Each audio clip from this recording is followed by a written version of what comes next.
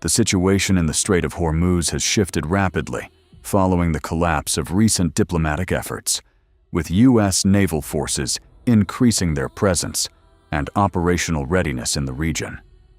Carrier strike groups, guided missile destroyers, and surveillance assets have been repositioned to monitor and potentially control one of the world's most critical maritime choke points.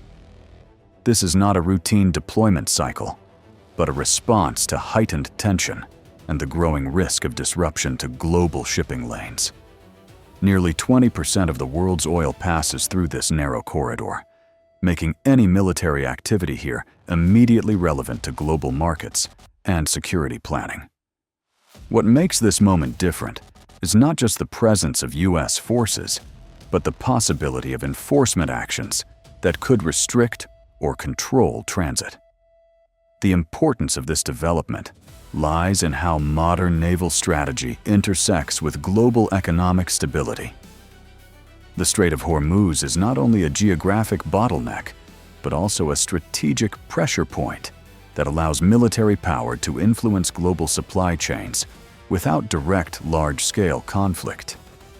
By positioning forces capable of surveillance, interception, and strike operations, the U.S. Navy is signaling both deterrence and readiness.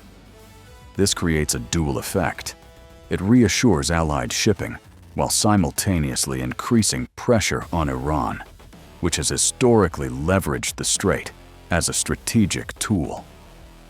The key question that emerges is how far this posture could evolve if tensions continue to rise.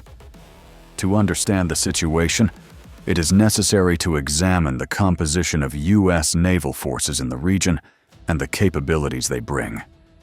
A typical deployment includes an aircraft carrier equipped with F/A-18 Super Hornets, supported by Arleigh Burke-class destroyers, carrying Aegis combat systems and Tomahawk cruise missiles. Surveillance is reinforced through P-8 Poseidon maritime patrol aircraft and unmanned aerial systems that provide continuous tracking of vessel movements. These platforms are designed not only for combat, but for persistent monitoring, allowing real-time awareness of both civilian and military activity.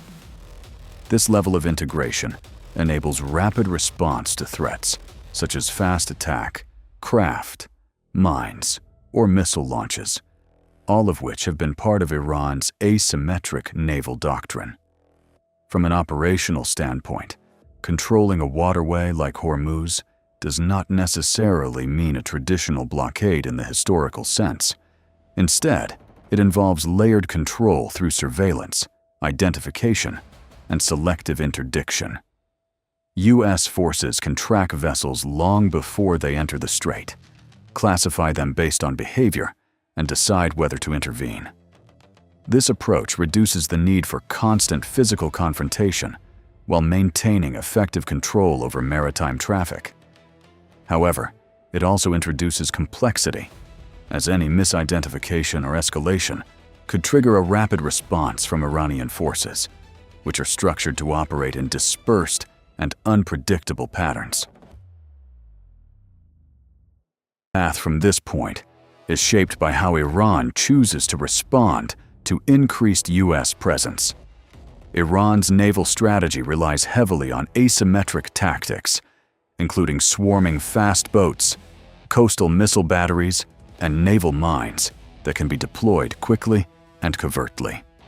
If Iran perceives U.S. actions as an attempt to restrict its own access or influence, it could respond with limited provocations designed to test rules of engagement.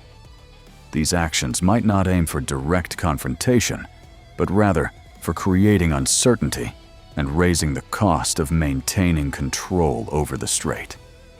This introduces a scenario where small incidents could have disproportionate strategic consequences. Beyond immediate military considerations, the broader strategic impact extends into global economics and alliance dynamics. Any sustained disruption or perceived risk in the Strait of Hormuz can lead to increased oil prices, shifts in shipping routes, and pressure on international energy markets. This, in turn, affects how allied nations respond, both diplomatically and militarily, as they seek to secure their own supply chains. For the United States, maintaining control or influence in the region reinforces its role as a guarantor of maritime security, but it also requires sustained resources and coordination.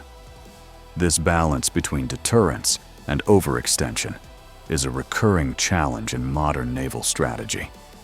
At the same time, this situation reflects a broader trend in how naval power is used in the 21st century. Rather than large-scale fleet engagements, the focus has shifted toward controlling key nodes such as chokepoints, communication lines, and access routes. The Strait of Hormuz represents one of the most critical of these nodes, where even limited military actions can have global implications.